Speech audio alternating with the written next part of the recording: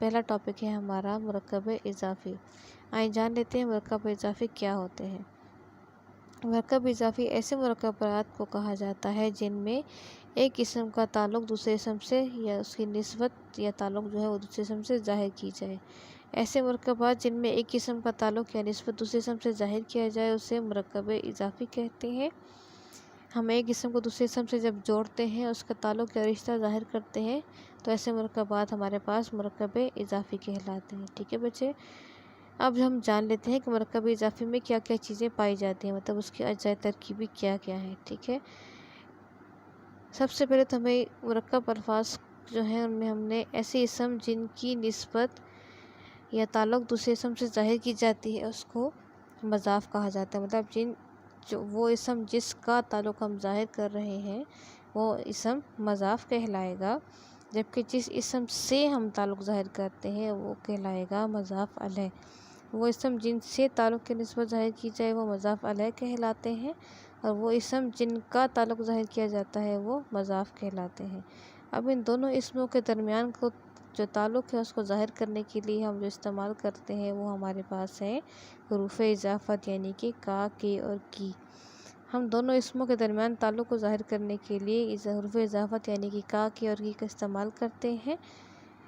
एक इस्म का ताल्लुक़ ज़ाहिर करने जिस इस्म का ताल्लुक़ ज़ाहिर किया जाता है उसे मज़ाफ़ कहते हैं, और जिस इस्म से ताल्लुक़ ज़ाहिर किया जाता है उसे मज़ाफ़ अलैह कहते हैं। और दोनों के ताल्लुक़ को ज़ाहिर करने के लिए हम हुरूफ़ इज़ाफ़त यानी कि का, के और की का इस्तेमाल करते हैं। जैसे कि हमारे पास मिसाल है अहमद का कलम, तो अहमद का ताल्लुक़ ज़ाहिर किया जा रहा है तो अहमद मज़ाफ़ है।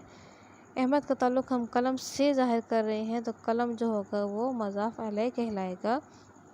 अब इन दोनों का ताल्लुक़ ज़ाहिर करने के लिए हमने हर्फ़ इज़ाफ़त का इस्तेमाल किया है, तो अहमद का कलम जो हमारे पास है मरकब इज़ाफ़ी है, जिसमें हमने अहमद का ताल्लुक़ कलम से ज़ाहिर किया है, तो हमारे पास ये जुमला जो है वो मरकब इज़ाफ़ी बन गया है। ठीक है, अब हम जान लेते हैं कि मरकब इज़ाफ़ी बनाने के तरीके क्या हैं।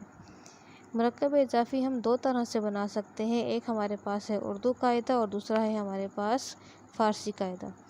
उर्दू कायदे में हम मरकब इज़ाफ़ी बनाने के लिए हुरूफ़ इज़ाफ़त यानी कि का, के और की का इस्तेमाल करते हैं। इसका पहला इस्म, जैसे कि मैंने अभी आपको बताया अहमद का कलम, तो पहला इस्म यानी कि जो अहमद था वो हमारे पास मज़ाफ़ था। दूसरा इस्म यानी कि कलम जो था वो हमारे पास मज़ाफ़ अलैह था, और इन दोनों का ताल्लुक़ ज़ाहिर करने के लिए हमने हर्फ़ इज़ाफ़त का इस्तेमाल किया था। इसी तरह से हमारे पास दूसरी मिसाल है सायरा की गुड़िया, तो सायरा का ताल्लुक़ हम ज़ाहिर कर रहे हैं तो सायरा हमारे पास मज़ाफ़ है, और सायरा का ताल्लुक़ हम गुड़िया से ज़ाहिर कर रहे हैं तो गुड़िया हमारे पास मज़ाफ़ अलैह होगी, और हमने इसमें हर्फ़ इज़ाफ़त की का इस्तेमाल किया है तो की हमारे पास हर्फ़ इज़ाफ़त हो जाएगा। ठीक है, उर्दू कायदे में हम जो है तो साफ़ अल्फाज में हुरूफ़ इज़ाफ़त का इस्तेमाल करते हैं तो हमें वो साफ़ नज़र आता है कि ये उर्दू कायदे के बनाए हुए मरकब इज़ाफ़ी है। ठीक है, इस तरह से बहुत सी एग्जाम्पल हो सकती हैं, जैसे कि हम कह सकते हैं अहमद का बस्ता, सायरा के जूते।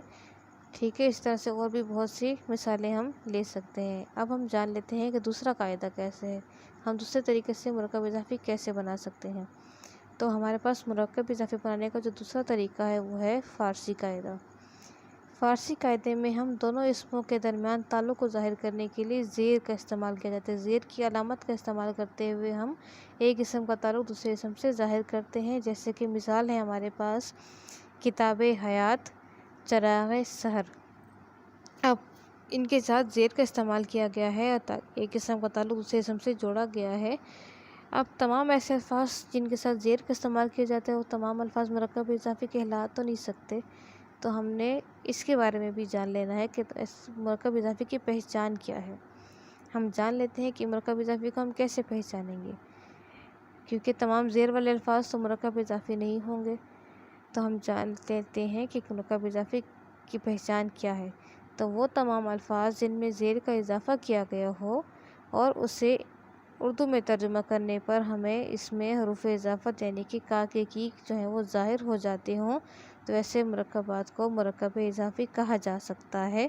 जैसे कि हमारे पास है बाग़े जन्नत, जिसको जब हम उर्दू में तर्जुमा करते हैं तो हमारे पास बन जाता है जन्नत का باغ، جیسے میں نے آپ کو پہلے بتایا تھا کتاب حیات، تو اس کا تو اردو میں ترجمہ کرنے پر ہمارے پاس آتا ہے زندگی کی کتاب۔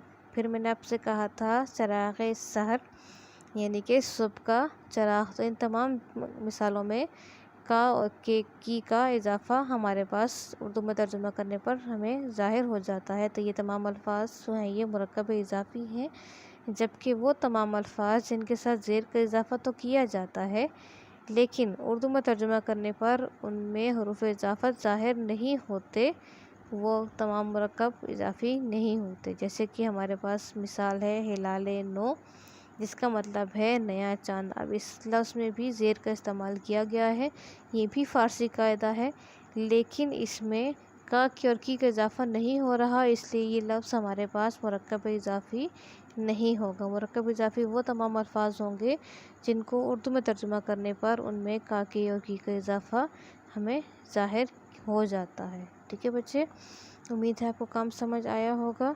اللہ